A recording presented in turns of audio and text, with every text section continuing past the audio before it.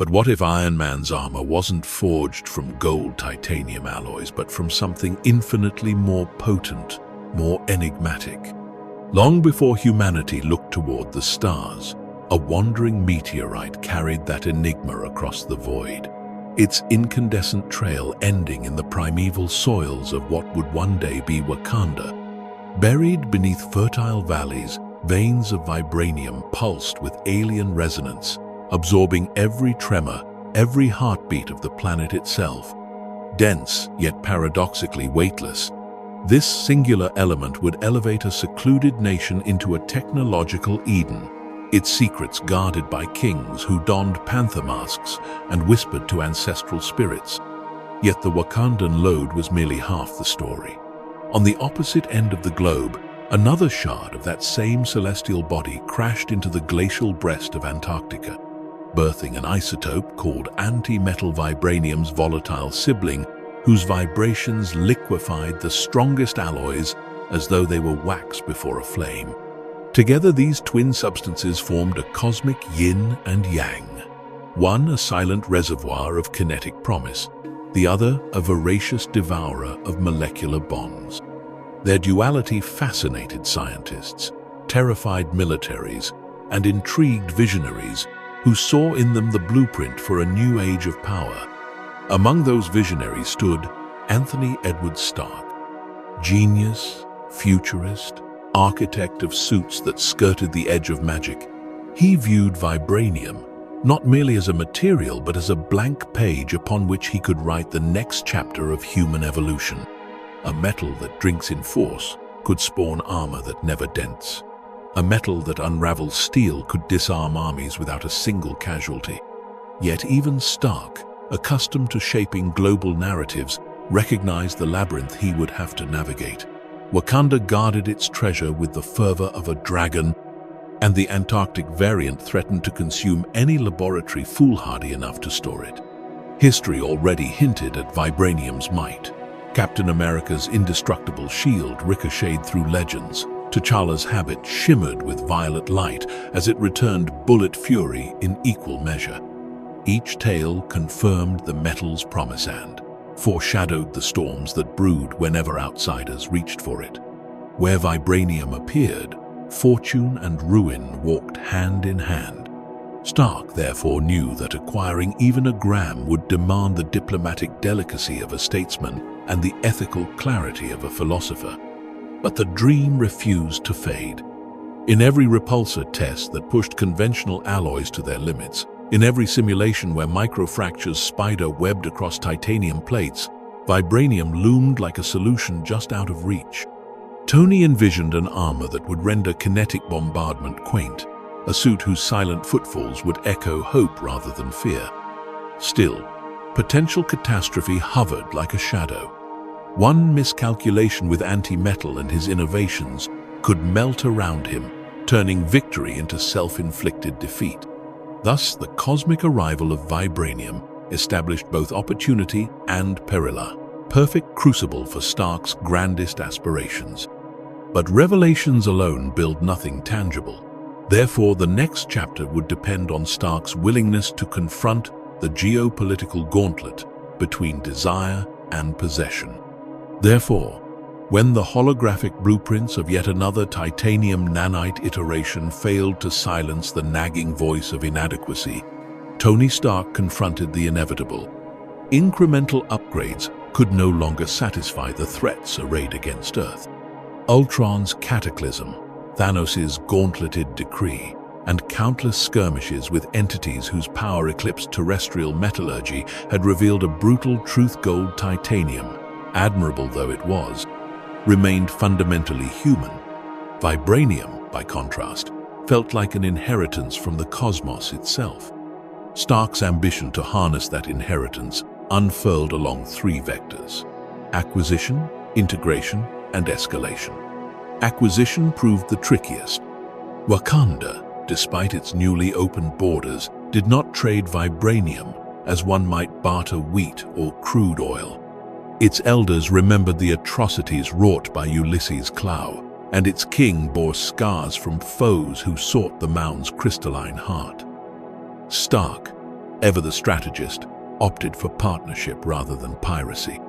He approached T'Challa with data threat probability matrices, showing cosmic incursions that even Wakanda could not repel alone, and with humility, an unfamiliar tool in his arsenal. Integration demanded an even keener intellect. Wakandan Vibranium's absorption matrix differed from any metallic lattice Stark had studied. It pulsed, resonant, alive in a quantum rhythm that mocked conventional metallurgical equations. Anti-metal complicated matters further. Its molecular agitation threatened to dissolve traditional circuitry.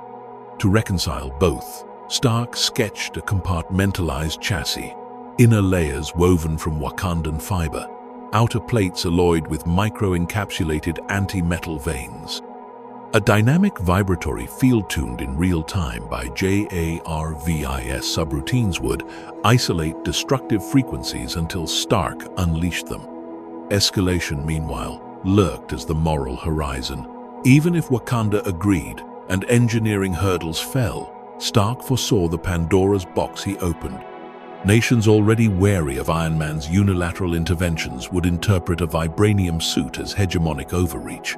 Armories would scramble to replicate or counter the technology, possibly in reckless ways. Tony weighed these outcomes not with the detachment of a weapons manufacturer, but with the scars of Sokovia etched into memory. Still, the calculus refused to invert. Every scenario in which Earth survived extinction-level threats involved materials resilient enough to endure cosmic force. Vibranium suited that bill, and Tony knew time favored the bold. Therefore, he requested from T'Challa a controlled research allotment enough to prototype, not enough to tip geopolitical balances. In return, he offered arc reactor advances to amplify Wakanda's energy grid, a synthesis of brilliance meant to knit two futurists into allies rather than rivals. By the day vibranium samples arrived at Stark Industries' orbital foundry, the ambition crystallized into resolve. Beneath starlight, Tony watched raw ingots levitate inside mag-gravitic crucibles, their surfaces shimmering with captured echoes of the universe. Yet the moment brimmed with gravity. Failure would not merely dent his reputation. It could ignite worldwide upheaval or corrode allies' trust. He inhaled, whispered a promise to keep humanity first, and authorized the first fusion forge pulse. But seeding possibility inside a crucible is not the same as birthing coherence. Therefore, the next obstacle loomed in the form of metallurgy that had never existed, an alloy of two antithetical siblings, demanding harmony inside a single shell. But harmony between Wakandan vibranium and Antarctic anti-metal seemed as unlikely as merging ice with flame. Traditional smelting temperatures warped vibranium's energy-absorbing microstructure, while antimetal's dissolution field destabilized containment vessels the instant its aggregate mass exceeded a critical threshold. Stark confronted an engineering paradox. To shape the metals, he needed tools built from them, yet tools built from them did not yet exist. He began by creating a zero-point forge, suspended within a vibratory null-zonier chamber, in which finely tuned sonic counterwaves cancelled both absorption and dissolution effects long enough to allow manipulation. Nano lasers etched microscopic capillaries through Wakandan ingots, carving channels into which liquefied anti-metal would later flow like glowing rivers.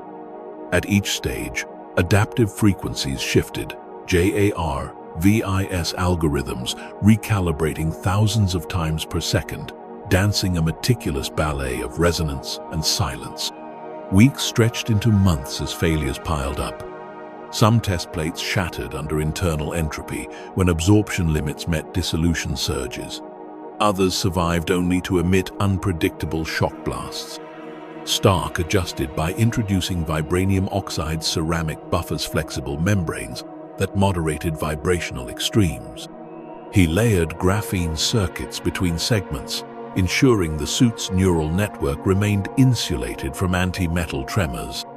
A turning point arrived when a sample disk endured a simulated meteor strike within the Stark asteroid testing array. Sensors recorded 97% kinetic absorption with negligible structural compromise.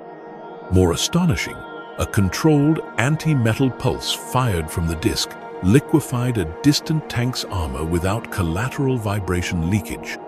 The impossible alloy dubbed V Sigma in Stark's log had taken its first stable breath. This breakthrough unlocked cascading innovations. Power distribution grids within the suit could now reroute absorbed energy through anti-metal pulse augments or repulsor amplifiers. Micro-thrusters were redesigned to draw heat from vibrational stores, eliminating overheating. Even life support benefited. Stabilized vibranium microlattices dampened pilot vital sign spikes, offering medical shielding against concussive trauma. Yet, success bred new questions. If V Sigma could store virtually limitless force, who would police its release?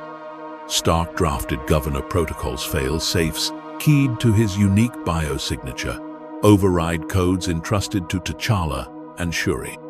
The armor would be mighty, but never autonomous. Humanity had already witnessed the peril of unchecked intelligences. The prototype frame now hovered in the forge. Sleek plates whose surface flickered between obsidian calm and rippling starlight, as though the cosmos had been folded into steel. But a frame alone would not determine destiny. Therefore, the next phase required animating this shell with systems that translated potential into unparalleled capability. Therefore, Stark installed an integrated vibratory transducer net across every plate, creating a suit that listened to its environment as keenly as it spoke.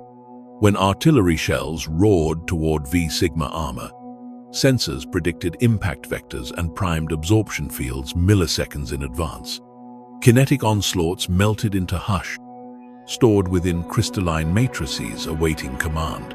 An ordinary repulsor fired a column of photons, but a V Sigma repulsor exhaled quintuple potency, its beam fortified by recycled shockwaves. Stealth emerged as an unanticipated boon. Vibranium's damping properties suppressed auditory signatures to the edge of perception. Enemy radar pulses, once bouncing brazenly off titanium alloys, now vanished into anechoic darkness.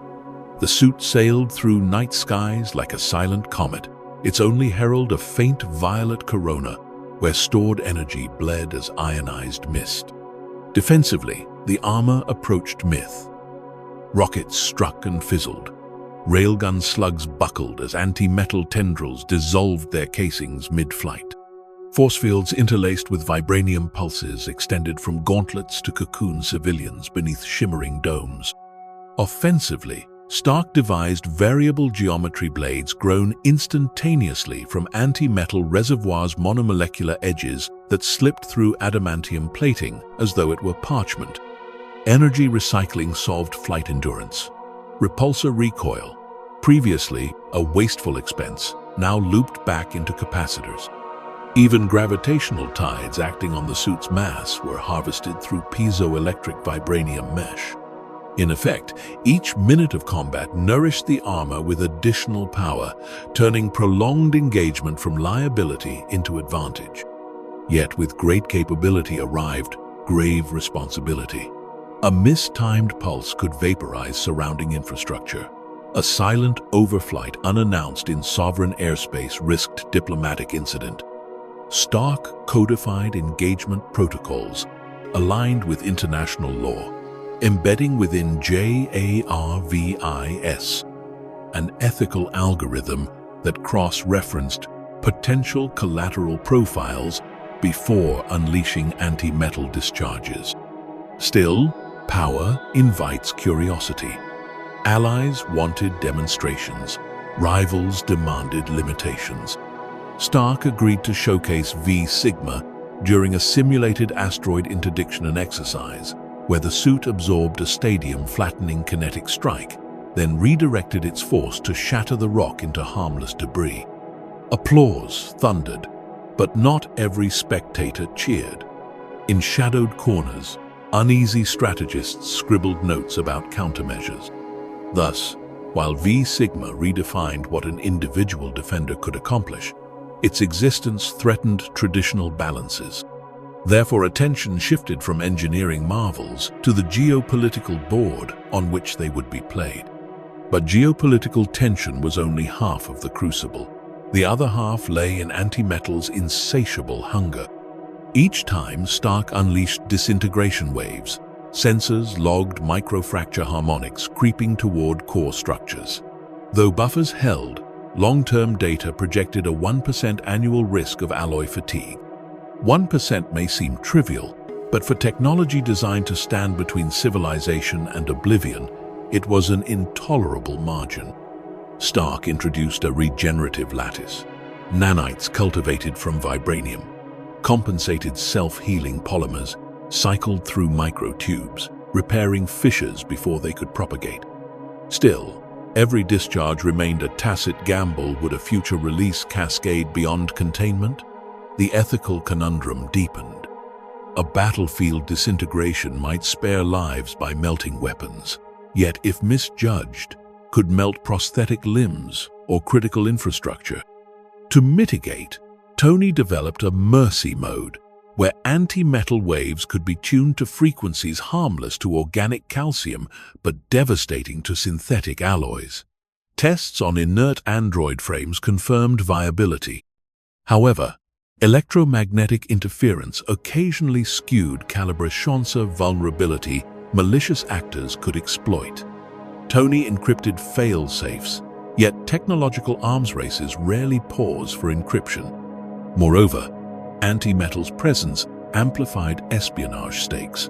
Black market brokers whispered about micro-drones capable of harvesting atom-thin shavings from Stark's suit during flight enough to destabilize armored convoys. Wakanda, witnessing renewed covetous whispers, reconsidered the wisdom of sharing even research allotments. Shuri proposed a joint task force for global vibranium oversight, cementing alliances but underscoring distrust.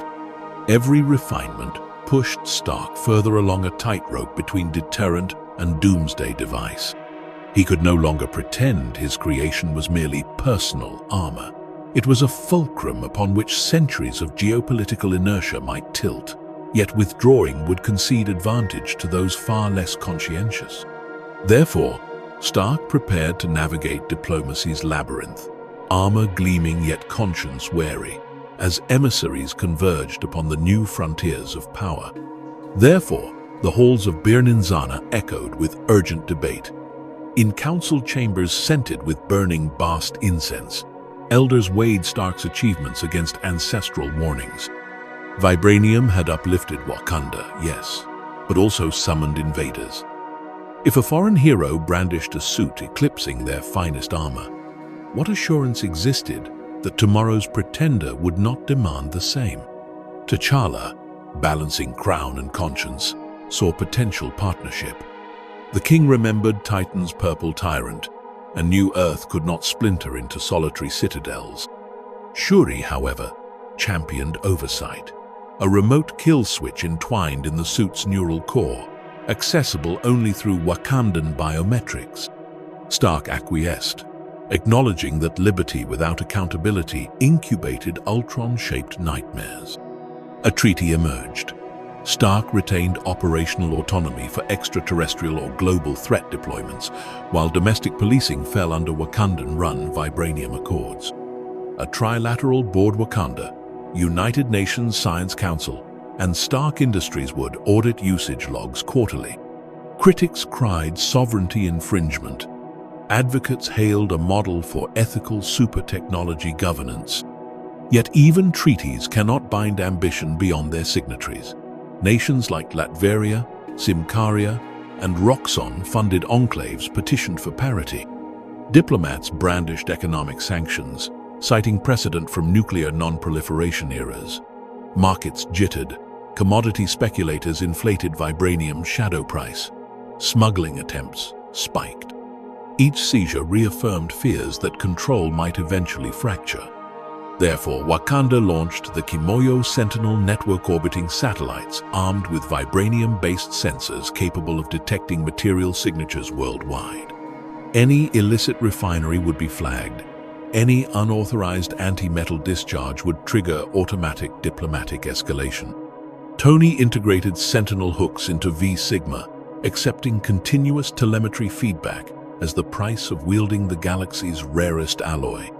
Thus, diplomacy etched boundaries, but boundaries alone could not pacify opportunists.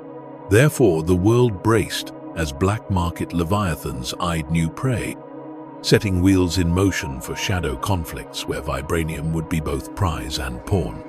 But when secret labs glow with stolen ore, revelations travel faster than embargoes.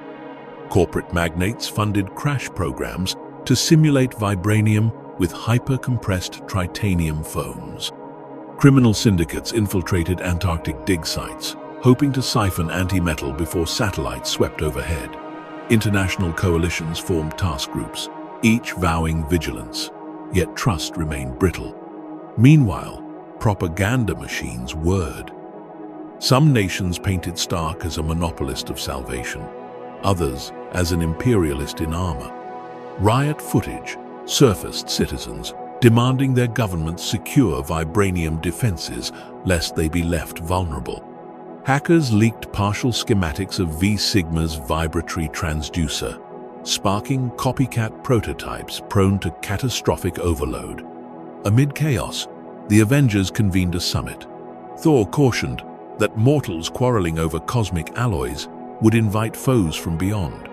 Strange warned of mystical harmonics awoken by large-scale vibranium resonance, ripples that might thin dimensional veils. Stark listened, heart-weighted, realizing his creation's tremors now echoed across metaphysical realms.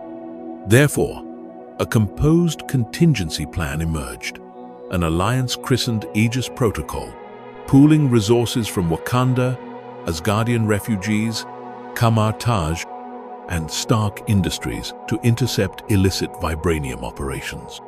While the board maneuvered in daylight, clandestine factions plotted in the dark, and the horizon raced closer, a horizon where vibranium ubiquity could calcify inequality or ignite cataclysm. Yet, global contention was still abstraction.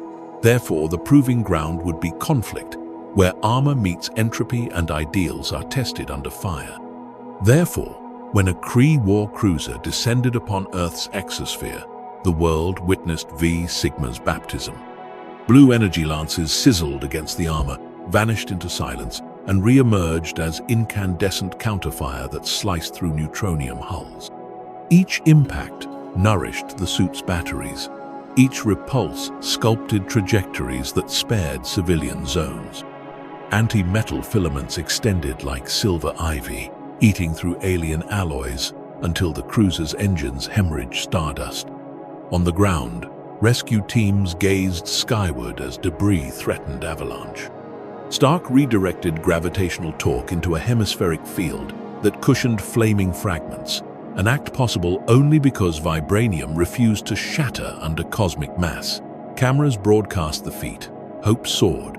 Yet somewhere in that brilliance, observers calculated new equations. If one man wielded such command, how fragile were nations' old certainties? Subsequent encounters multiplied. Against the Leviathan brood in the Triskelion Straits, V-Sigma's stealth infiltrated neural hives and surgically neutralized queen structures without conventional ordnance. In covert skirmishes with Hydra splinter cells, Mercy Mode disarmed exo-troopers while leaving personnel unharmed, proving compassion could coexist with supremacy. But triumph bore cost. Every absorption event strained buffers, every disintegration pulse shaved molecular integrity. Maintenance cycles lengthened, resource consumption swelled. Stark's labs hummed day and night, engineering patches even as threats queued at Earth's door. Each sortie saved millions, yet nudged wear and tear curves upward. Thus, while battlefields affirmed V-Sigma's necessity, they also foreshadowed its mortality. And mortality, Stark realized, insisted on legacy planning. Therefore, he turned to contingency designs prepared for a future beyond himself. But contingency requires acknowledging flaws. Data models flagged a tipping point scenario. If V Sigma stored more than 1.2 terajoules without controlled release, the vibranium matrix could cascade into a runaway Fracturian explosion, dwarfing historical nuclear benchmarks. The anti-metal veins, meant to vent excess, risked amplifying the shock by dissolving the suit's own core, yielding a resonant detonation of liquefied alloy. Stark theorized corrective damping algorithms, yet cosmic variability mocked prediction. A stray gamma burst in Saturn's rings might saturate shields faster than governors could realign. Meanwhile, black market devices designed to parasitize Stark's absorption field surfaced. One such parasite attached to a lesser replica armor during a SHIELD training exercise, accelerating energy intake until the suit imploded. Casualties were minimal, but the wake-up call thundered. Political fallout intensified. Legislators demanded stricter vibranium controls. Anarchist groups decried technocratic elitism. Everyday citizens questioned who would bear the blast radius if misfortune struck downtown. Stark convened a summit with Wakandan diplomatic scientists, proposing a remote drone release system that could siphon excess to orbital ablative pods. Shuri enhanced the design with a quantum-entangled trigger, ensuring near-instant vent no matter planetary alignment. Ethicists raised deeper concerns. Had the mere existence of V Sigma accelerated the timeline of universal escalation? Were cosmic beings like Galactus or the Celestials now eyeing Earth's new resonance signatures? There were murmurs in Kree data streams, whispers in Shi'ar archives, tales of planets that vanished after broadcasting similar vibrational anomalies.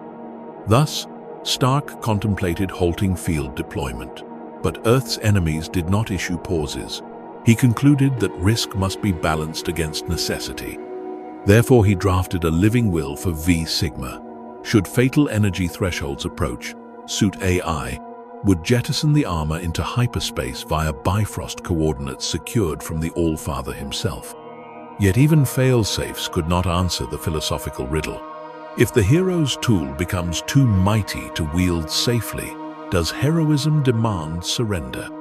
Therefore, the closing chapter would examine how legacy, responsibility, and cosmic humility converged upon inevitable choice. Therefore, as dawn's pale rim brushed the towers of Stark Tower, Tony stood in the armory, visor darkened, watching V Sigma rest upon its day's beautiful, terrible, a testament to aspiration and frailty alike. He recalled the meteorite's ancient descent, the tribes who mined wonder from stone, and the genius who dreamed steel could bear hope. The armor's mirrored surface reflected not only the man, but the multitudes whose fates braided through Vibranium's story. Wakandan children educated by Vibranium-funded schools, soldiers spared by mercy mode pulses, enemies deterred by silent overflights, opportunists emboldened by stolen schematics. He recognized the paradox. Vibranium offered humanity a glimpse of transcendence, yet warned of the abyss where power outran wisdom. Beneath every triumph thrummed the percussive beat of responsibility, not to hoard marvels but to steward them. Tony encoded that lesson into V Sigma's final firmware update, a directive that the suit serve, never rule, aid, never dominate, inspire, never eclipse. When he stepped back, arc reactor glow danced across the plates, evoking the night sky above Wakanda, where a meteor once fell. And in that glow he discerned continuity cosmic metal woven into terrestrial destiny, genius tempered by conscience, power balanced against the quiet voice urging restraint. If tomorrow demanded flight, V Sigma would rise. If peace beckoned, it would slumber without grievance. Thus the legacy solidified, an armor forged from contradiction, guided by empathy, ready to shield a fragile world while reminding it that even miracles carry weight. And so the circle closed. A cosmic question born of a wandering star returned to stardust in Tony Stark's forge, leaving the listener to ponder what heights humanity might climb when courage meets caution, and what echoes will linger when the last vibration finally fades.